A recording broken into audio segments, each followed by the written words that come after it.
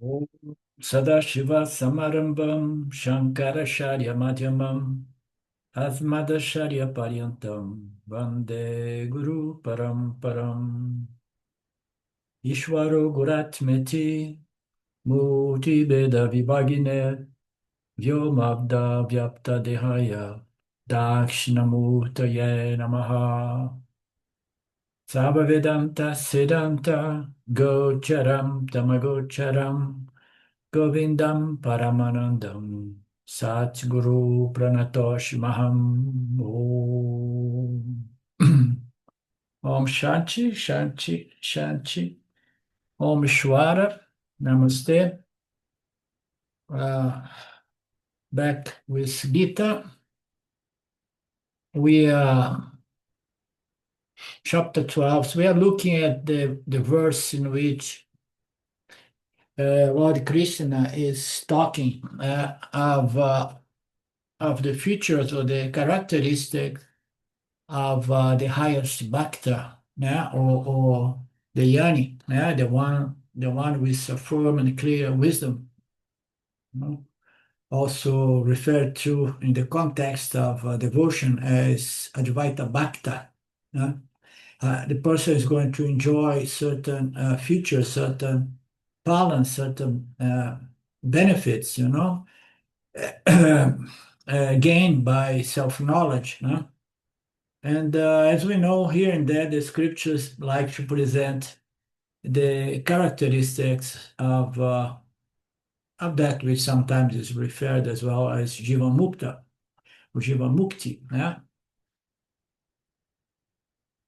So those are the publicity, the advertisement the scriptures present so that we can at least feel more motivated to go for something so uh, intangible. Yeah? Because if you want to know the true nature of the self, the true nature of reality, and so on. But if nobody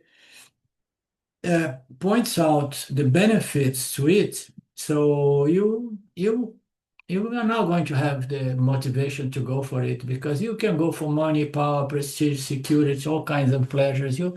We see what's happening, all this disclosure regarding what's happening in the world. The people with power and position, they go for all pleasures at any cost.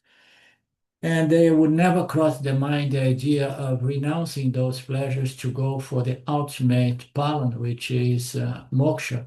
So people have to understand what is in there as the result of this Atma Vichara. No?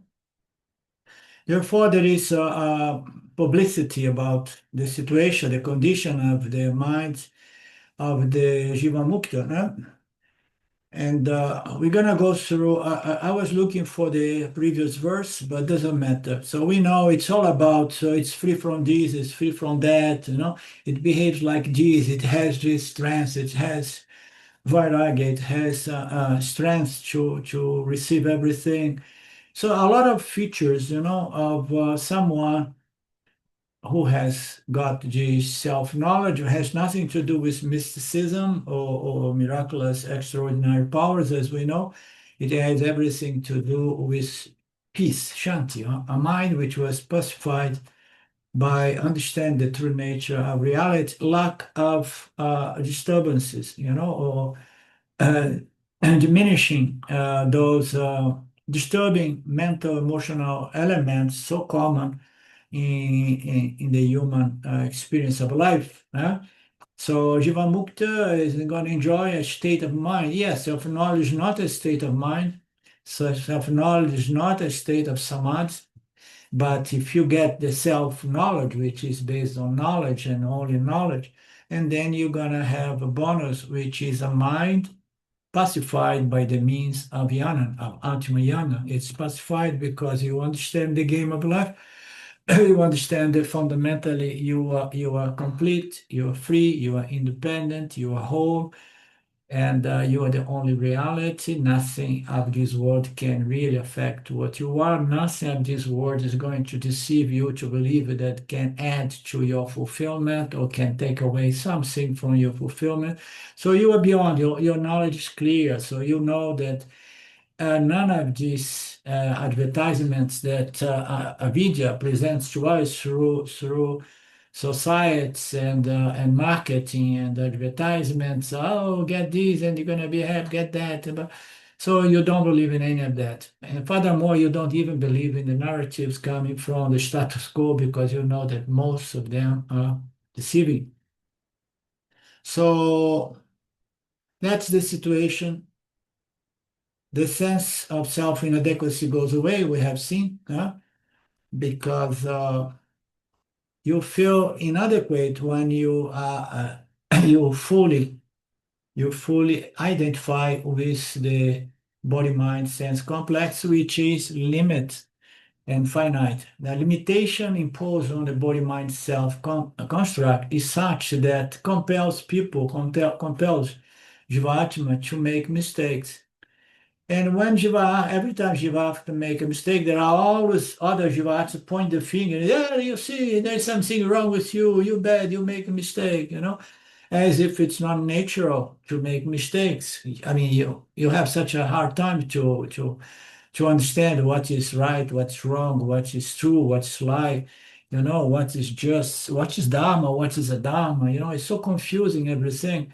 So making mistakes is possible and it's unavoidable, especially if the person does not go through a profound and through process of spiritual education in the light of the teachings of the Vedas. So bottom line, every Jivatma has a sense of inadequacy. And the other side of it is to understand that you are not any feeling of inadequacy, and you are not the feeling of adequacy. You are the light of consciousness illumining all opposite pairs, including adequacy and inadequacy. So you are consciousness witnessing consciousness. So if you identify as the body mind, you're gonna fall into a lot of psychological problems, among those in a sense of insufficiency, inadequacy, and not good enough, and which leads to depression or leads to just lack, losing contact with reality and develop a huge ego that start tripping that now I'm the greatest and this and that.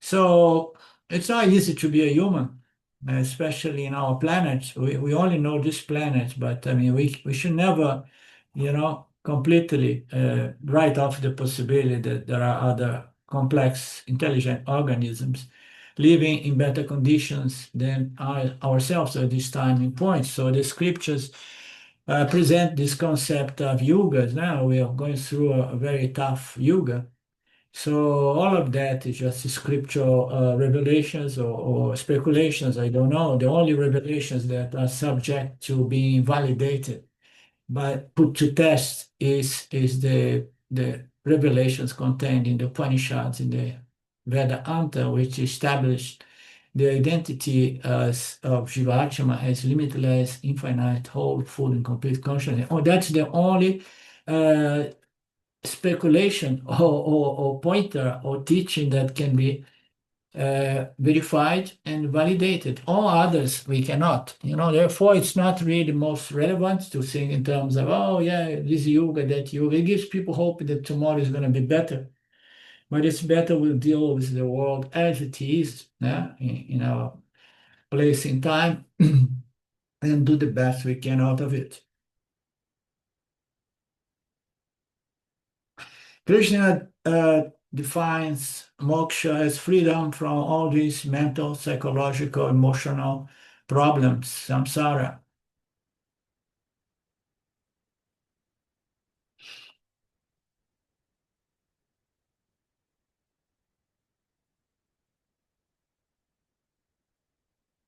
So we have seen a lot of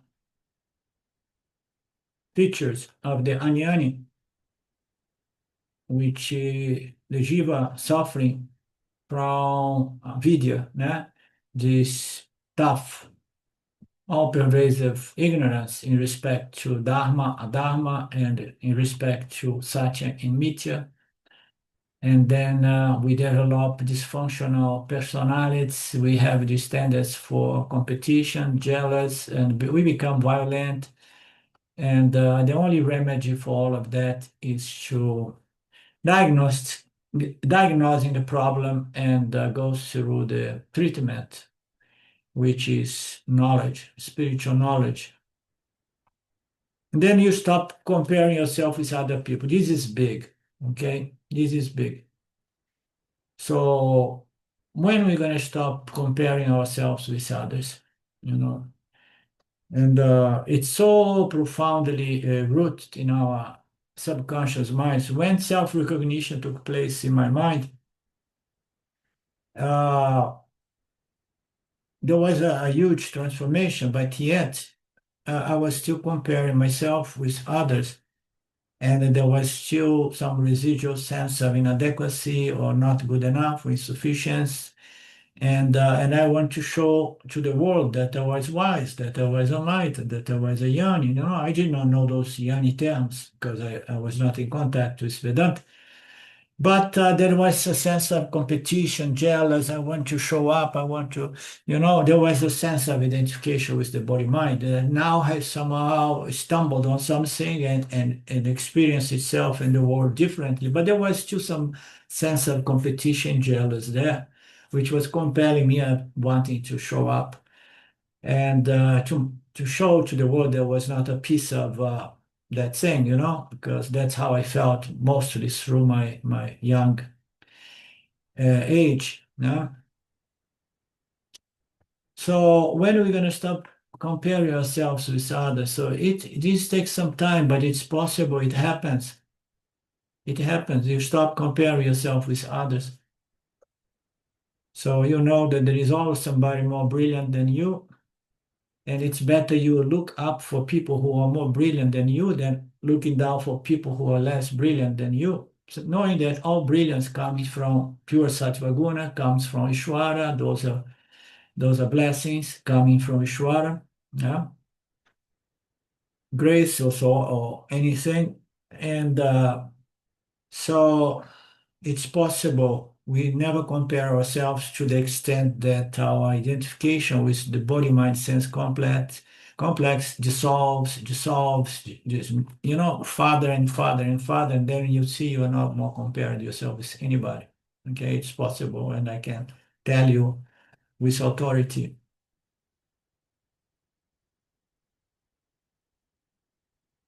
The good thing about these teachings, when they are presented academically, it does not have the same power when it's presented by a teacher who has benefit from this process, because then there is a testimony there. There is a power, and the words to the words are given a different power. The power of direct knowledge or direct experience, someone who validates this knowledge by its own life experience. Which is different from a lot of these approaches you see in the internet, which are mostly academic. Scholars present the teachings in a certain way. No competition needed once you know who you are, what you are. No need to look for defects on others so that you can feel better. It's better, as Swami present here in his commentary, you try to find good things in people, because we need to somehow highlight some virtues in a world that is losing all virtues, all ethics, all morals. So we should at least try to find some and highlight them as a potential for all beings.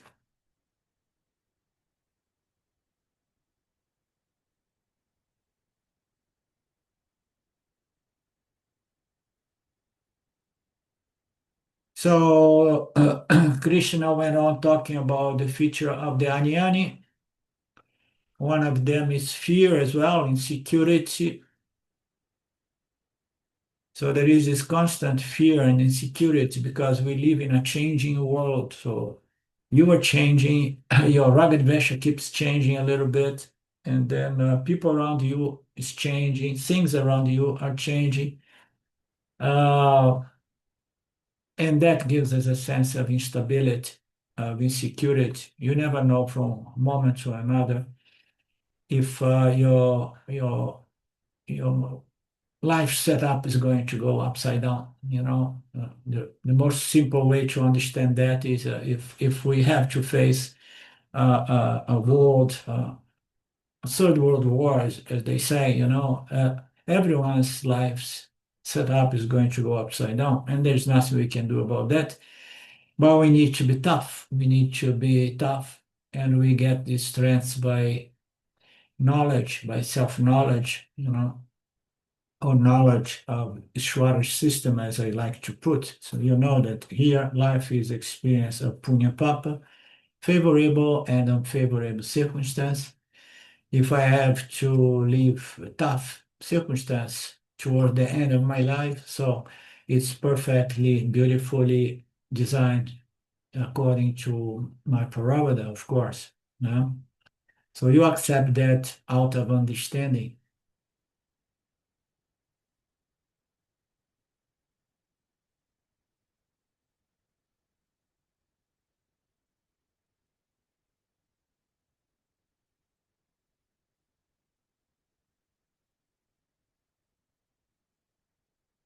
Okay. Dayananda says one of the biggest problem for the Jivatma is the idea of what people are going to think about our self-image. We don't want to have our self-image challenged, or if I put the self-image to the world and then something leaks that expose my real self, like we see happening nowadays. I knew all of this. I knew already for 10 years. Pizzagate and all of this. I already was aware because I was very informed. But when it leaks to the society a little bit, it's not leaking too much because mainstream has no interest to present things exactly how they are. But and then everyone's image as a philanthropist, philanthropist. I mean, the guy is a crook. The guy is totally cruel, and he puts a face like all of these people as a philanthropist to deceive those who somehow behave in the official narratives of the mainstream media. So everybody's afraid. They are terrified to lose the face they have been present to the world. But not that much. They don't care much as long as they get away with it. When they hold the government, when they hold the media, they hold everything, they are not going to be affected. You see, nobody's going to jail so far. So everybody is afraid of what people thinking of you, and especially uh, righteous, virtuous people who really are virtuous people, and then there is subject to what? To, how do you say when people falsely talk bad about you? Uh, Portuguese is calúnia. Gossiping, I don't know. Yeah. Now, there is another word. When people go and start talking bad about you falsely, and there is nothing you can do. Is that defamation? Defamation. Slander, could Yeah. also be. Yeah, defamation is the one that I'm more familiar with.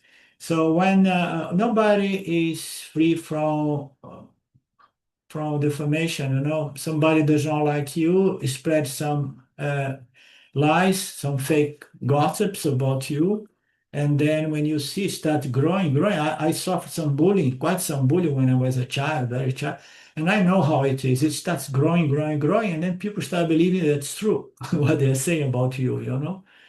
So we don't have any control any of those things. I mean, it's better we don't lean on anything. We don't depend on anything. Life is so it's Shwar is always cooking some parabola either to test us or to just expose somehow our ego, our sense of, oh, I'm free, I'm this, I'm that.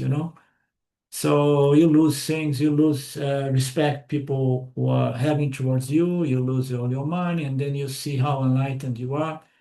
So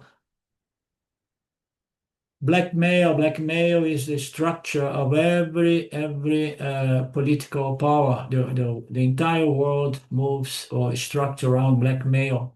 Everybody has to be subject to blackmailing so that they are part of the same team and they do the same cruelties all together. So how are you going to be free from blackmail? You just don't come close to that kind of people, that kind of energy. Stay away because they are going to try to seduce you and bring you closer, and then have you doing some things, and then later on blackmailing you for those things. So stay away from that. Stay away from politics and all of that crap. So don't be concerned about honor or dishonor. Just stay away from bad associations and remain steadfast in your conscious existence, witnessing all pair of opposites manifesting before you. So this yani, therefore, is free from the pride and elevation, and the vanity of my position, my status, and so on. So different features.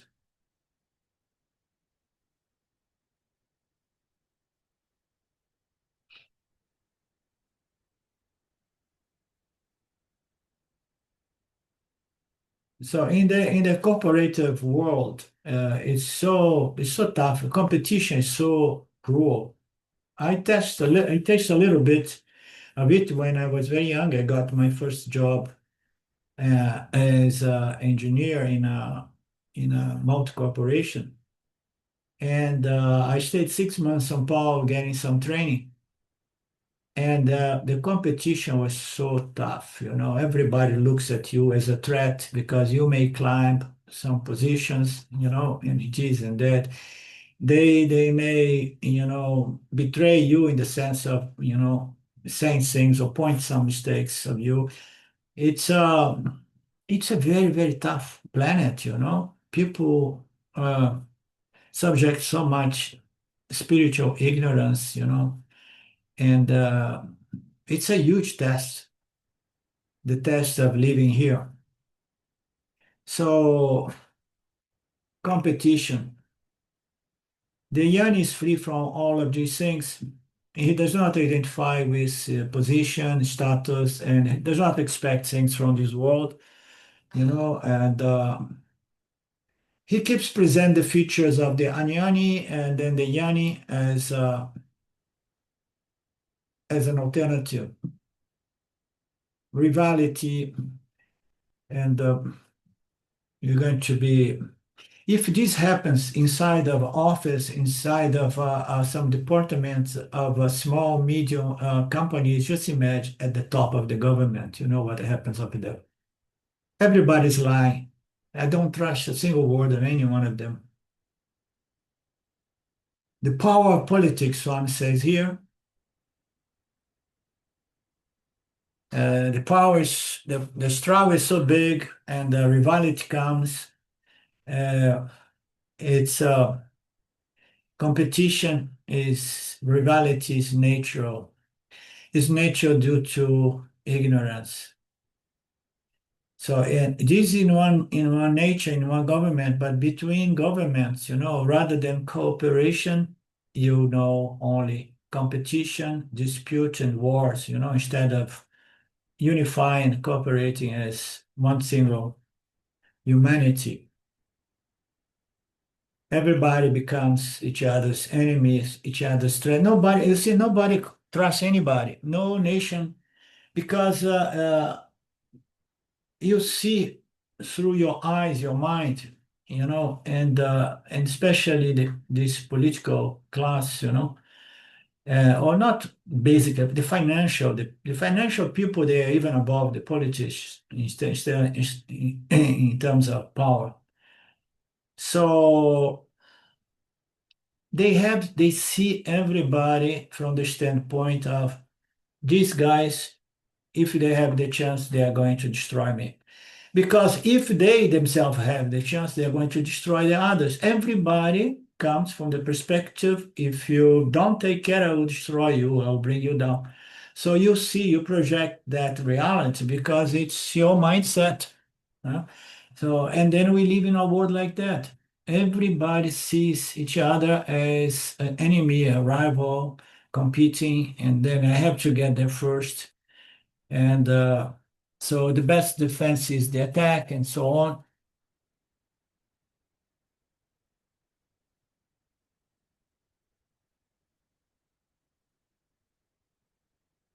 Then Rupi Jaraya Bhavan.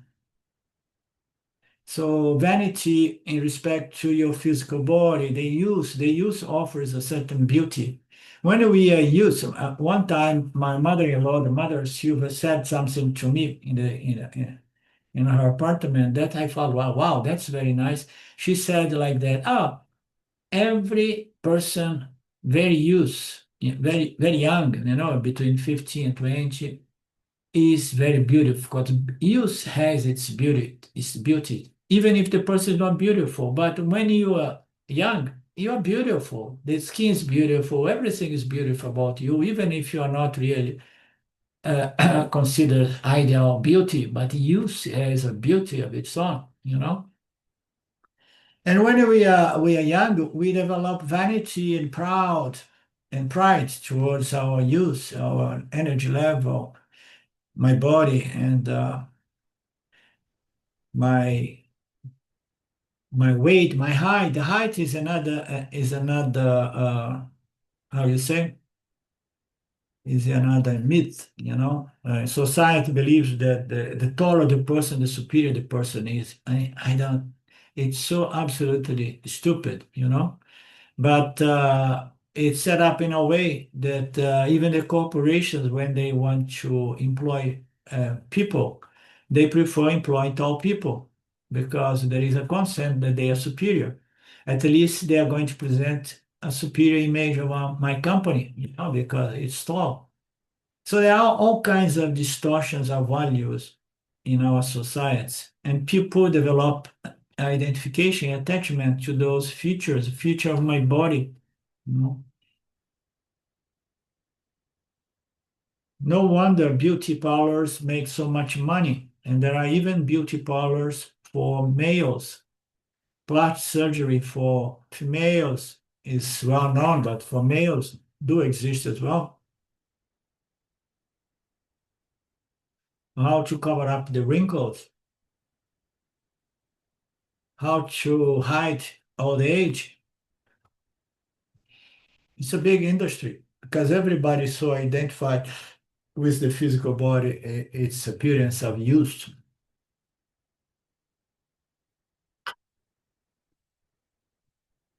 The other day I was talking a few months ago. I started talking with a friend of mine, a student of mine from Brazil, person who helped me to start the whole movement called Vedanta Brazil over 12 years ago or so.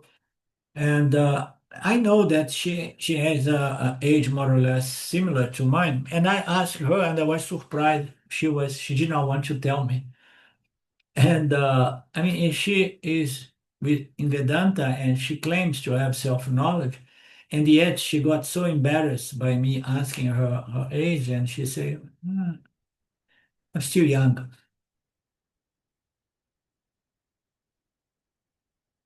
Ignorance is very, very much hardwired. Attachment to the body. Those people who attach to the body is going to face the greatest rival, the greatest enemy, which is Jara, old age. I play every time I can with my people in Brazil, saying that old people in general looks very ugly. I tell them I have never seen persons beyond 80 who look beautiful. Okay. So old age is going to make your body ugly. And if you want to live up to 100, you should see the body of my father.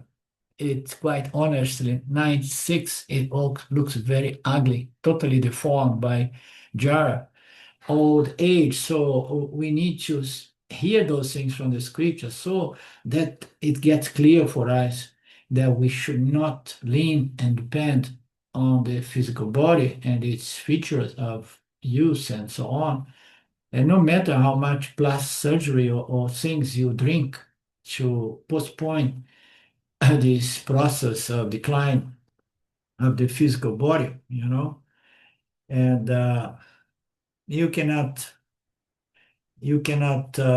find immortality and eternal use. How long you cheat doesn't matter. It's impossible to maintain eternal use or beauty. So I'm saying here, the old age is just around the corner, waiting to deform your physical body. So it's when you are young, it's still you don't think it's around the corner there. But when you come at my age, you're already dealing with Jara since a long time. You see your body changing, body changing, body changing, body changing.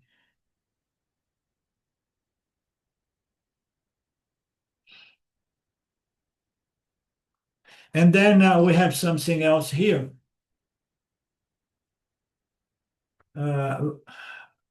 Always in the rivalry, so rivals. I don't know why Swami jumps here. I don't have the verse here for me. Various science fields and various science either in our spiritual field. And he said even in our spiritual field there is a competition and rivalry. That's what he's saying here. Even in spiritual circles, as we know. Arlindo, I have the verse up on a couple of pages forward. Would you like to hear it? Yeah, the previous verse, huh? Yeah. Please. It says, enjoyment brings fear of disease, family or lineage brings fear of disgrace, wealth brings fear of rulers or taxes, honor brings fear of humiliation, power brings fear of enemies, beauty brings fear of old age, knowledge of the scriptures brings fear of opponents in debate, virtue brings fear of wicked people, the body brings fear of death. This is so beautiful. Thank you. Now I remember when I was reading this last time, I understood that Swami start unfolding this verse without presenting the verse in English, isn't it? So, and then I was a little bit confused. And today when I started reading again, I forgot that coming from the previous verse, this verse was not really present here before his commentaries. So it appears a little bit in front, the verse? No, no? It's a couple of pages prior. Couple of pages prior only, but in Sanskrit only, right? Yes. In Sanskrit, okay. So, yeah, that's why I missed it. And it's a beautiful, is it easy for you to copy and paste and send it in our chat? Because I want to put it here on my screen.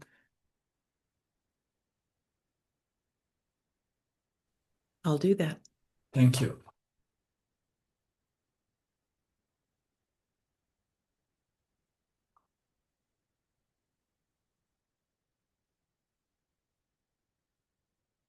But then it's I see the structure of the verse and I understand better where Swamiji is going, jumping from one topic to another.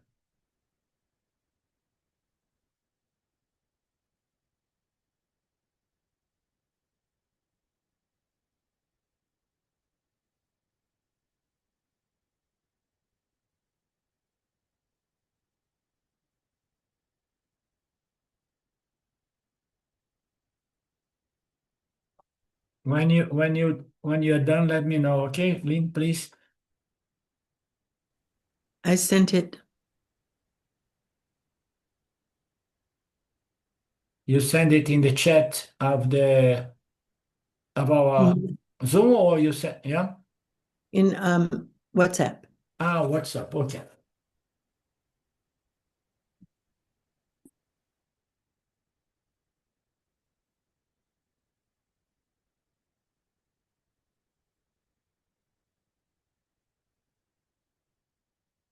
Okay.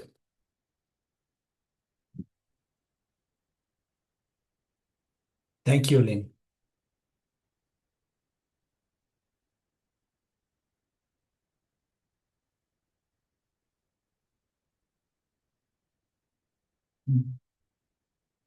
Okay. Now, beauty brings fear of old age. Knowledge of the scriptures brings fear of opponents in debates. So this is very insightful because we we identify with anything, any object of experience slash knowledge.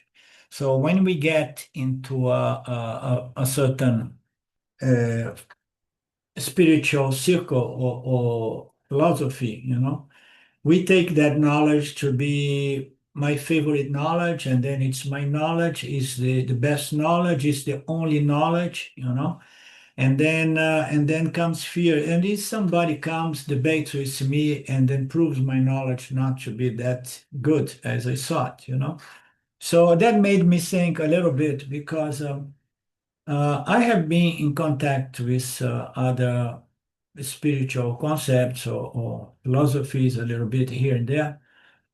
And being 30 years now listening from all kinds of people.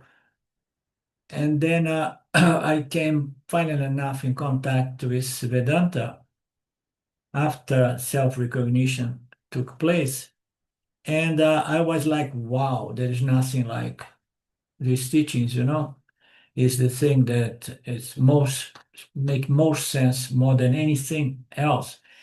And since then, about 12 years have passed, and I'm more and more firm in this understanding that there is nothing compared with this body of knowledge called Vedanta, the Upanishads, in terms of complexity and comprehension, and covers every aspect of human ignorance as an effort to neutralize uh, or dispel this ignorance that causes so much suffering. So, but yet, for some of us, we may see, especially people who are scholars, who have academic knowledge, they don't understand that Vedanta mostly is about a direct self-knowledge. They think that is a philosophy, above all, that you need to know everything about it and not about yourself. And therefore, you need to be prepared to debate with other scholars from other schools. You understand? And then there is fear. There is fear. So unless you have Jesus Parokshianum, and then you have no fear. Why? Because self-knowledge is not something that linked and dependent on the scriptures, but the scriptures serve a certain purpose, which is to as a catalyst to produce self-knowledge. Once self-knowledge occurs, you don't need to rely on the scriptures. You rely on the scriptures to neutralize self-ignorance now that self-knowledge is removed or neutralized. And then I have the direct knowledge. Direct knowledge is the one who does not need any validation, any proof, any dispute. Okay.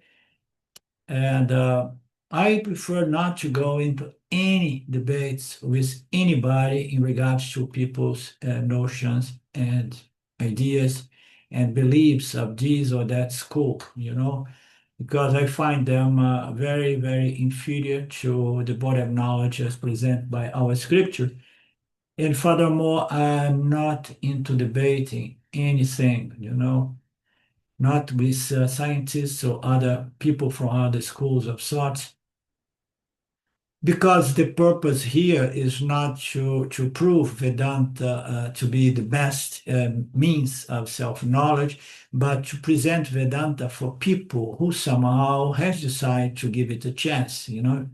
So the purpose of Vedanta is to produce direct self-knowledge, and a Yanni who is put in a situation of sharing this knowledge does not care to promote Vedanta, trying to find more people interested in self-knowledge, and much less debating with other gurus or other teachers, you know, or making videos, you know, pointing out limitations and mistakes of other teachers and so on, and, you know, find oneself debating with other people. There's no question, there is no point. Everybody is going to find the guru they deserve. And if once Theravada takes ones to Vedanta, and then only then the Yanni, the guru in this case, is happy to share this knowledge. Therefore, if you did not get the direct self-knowledge, Aparakshayana, you're going to have this fear of being defied, you know, or how you say, defiance, you know? Somebody is going to challenge your philosophy, and then some people are so smart, not wise, smart with words. As I mentioned probably with you guys in the past, my first guru, or my first, yeah, the best word is I don't know how to call my first association with Osho, you know, because he was not a guru, or he was a guru actually, and in the perspective presented by Swami Paramartananda, he was an initiating guru. He just gives you some mantras or some meditations to begin on the path, and some psychological insights, some psychological therapies, and things like that. So, but when he used to tell so many stories to us on those days. And one of them is when he was young in India, the best entertainment was to go to the park, to the downtown. There was always a place where the debates would take place. And debates were all about philosophy, you know. And he used to be such a good debater that he would, we're going to debate about this one, you know, the properties and the of this one. And then he would say, okay, I'm going to debate for it.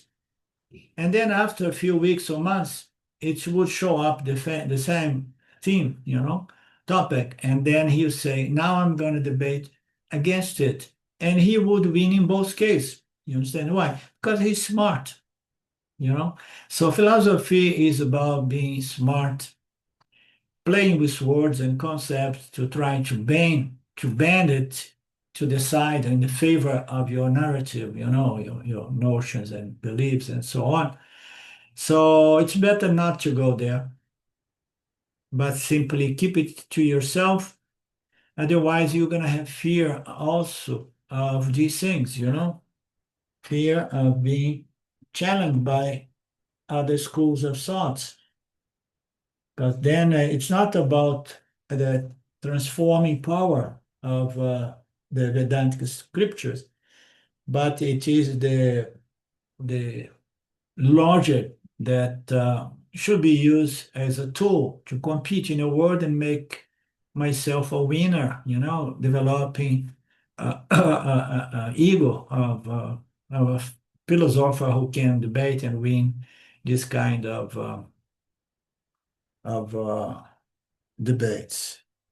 Knowledge of scriptures brings fear of opponents in debate, and then virtue brings fear of wicked people.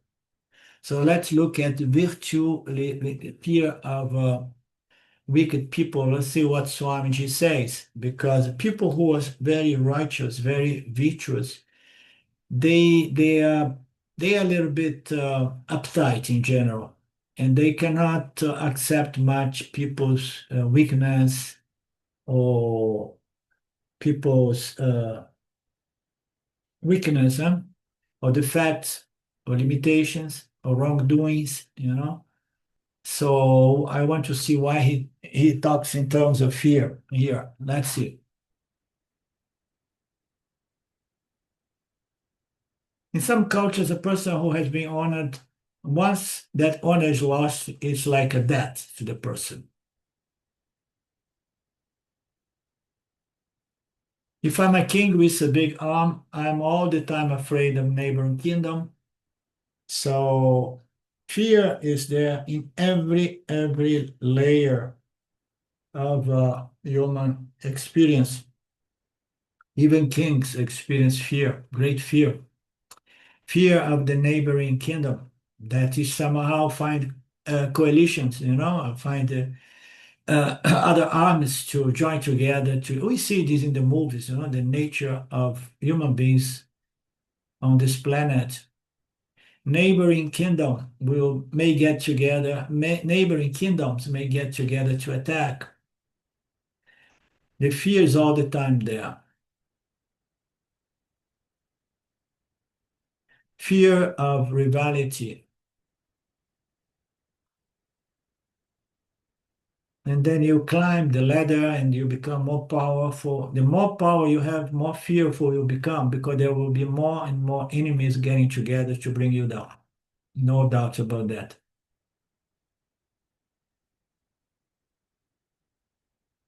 Therefore, fear of competition and rivalry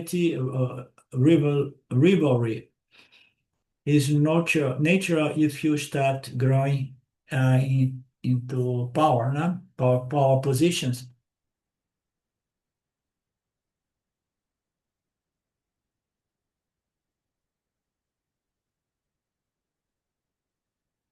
Okay, I went back and I was repeating myself from what I have said before. There's someone.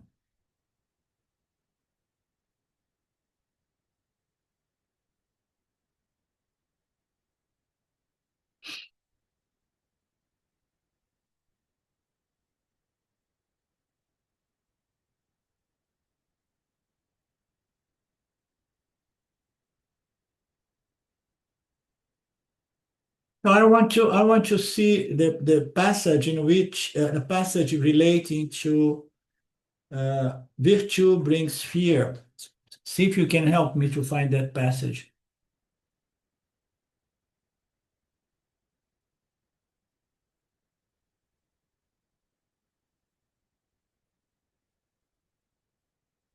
Okay, I think I found it.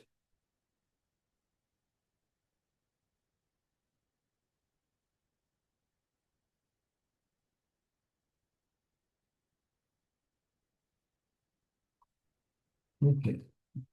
And then he talks about knowledge in general. We develop knowledge, and some knowledge we get is good knowledge. Some good knowledge we get is bad knowledge. Some bad knowledge we get is so knowledge. We talk about knowledge in regards to the phenomenal world we experience around us. So all these objects of knowledge, they may be good, so or bad, but the bottom line is that they are relative and they are always subject to revisions and corrections, such as, eggs are bad, eggs are good, coconut oil is bad, coconut oil is good. So bad coffee is very good, but now it's bad. Now it's good again, so you can drink it.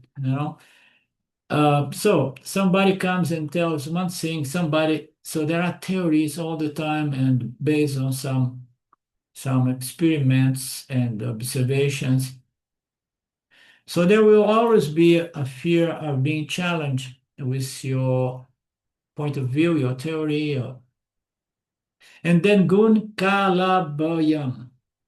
So fear of Adamic people, uh, virtuous people, righteous people has fear of wicked people. So if I am Dharmic and if I want to live a Dharmic life following good values, religious, spiritual values, ethic values. But I live in a society in which morality and ethics is more and more being thrown out of the window. No? Nobody's interested in that. Everybody wants to climb the ladder of material success with no concern about uh, about ethics and morals.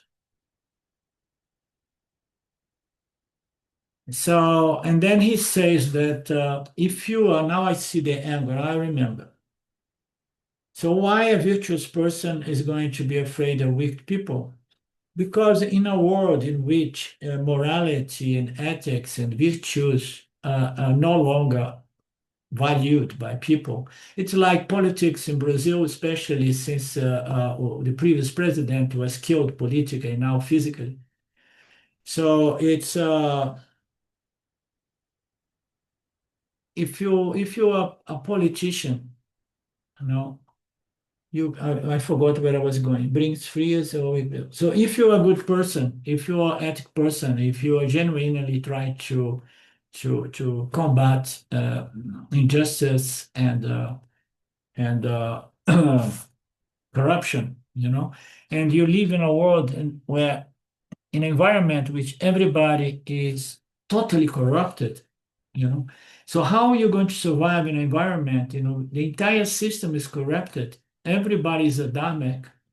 So chance of you surviving is zero. If you do not dancing according to the music, you're gonna be destroyed. You're gonna be brought down, and they create all kind of false narratives to bring you down. This happens all the time, not only in Brazil. False narratives is the most common thing you'll find in the media, especially mainstream media. So if you're a good person, dharmic person, in a world in which nobody has interest in dharma, in morals and ethic values, people are going to tease you, laugh at you, you know, and they are going to tease your children as well. Oh, your children, you see, they believe still in God. That's a big one nowadays. So you believe in God. So you go to church. Oh, you study Vedanta. There is something wrong with you guys. Are you not up to date nowadays? Science has proved that there is no God, there is no Jesus, there is no that.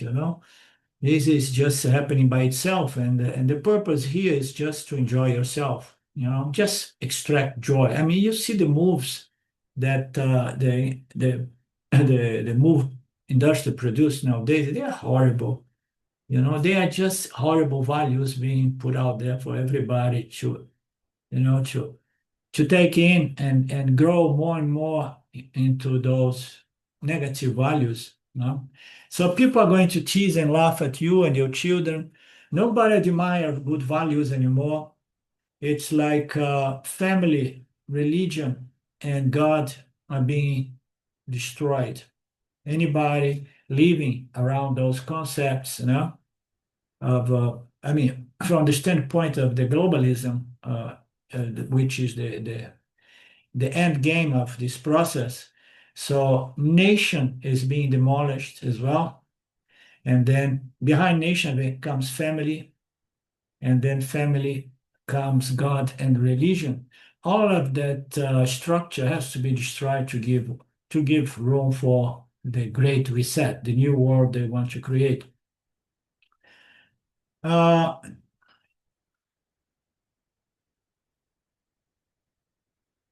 Everybody's going to tease you, your children. There will be pressure. More you try to follow the path of no corruption and holding on to values, harder they are going to work to destroy you. And they are going to criticize, they are going to gossip, they're going to spread fake news to other people. Other people are going to turn against you. Okay? So there is a saying, there is a Brazilian philosopher that had to escape Brazil decades ago, many decades, to live in the United States. And he is a genius in his field. He passed away a few years ago. And he used to say something. He was trying to give some advice to the President Bolsonaro, telling him, man, you have to put all these politicians from the Communist Party in jail for all the crimes they have committed and they are committing. If you don't take them to jail for the crimes they have committed, they are going to take you to jail for the crimes that you did not commit. And it's exactly what happened, exactly what happened. They are so tricked, these people, these Adamic people. So it's very difficult to live Adamic, high value life in a world in which there are no values except money, power, and enjoyment, and the lowest vibration of enjoyment possible.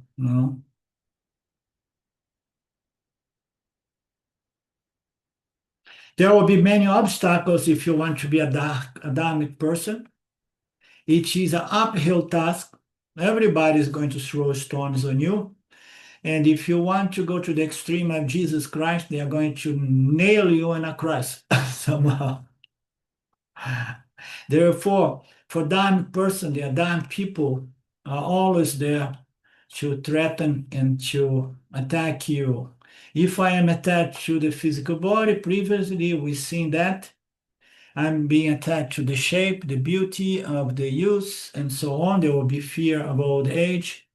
If I'm attached to the body itself, then the fear is from what? From death itself. If I'm attached to the features of the body, the fear is old age.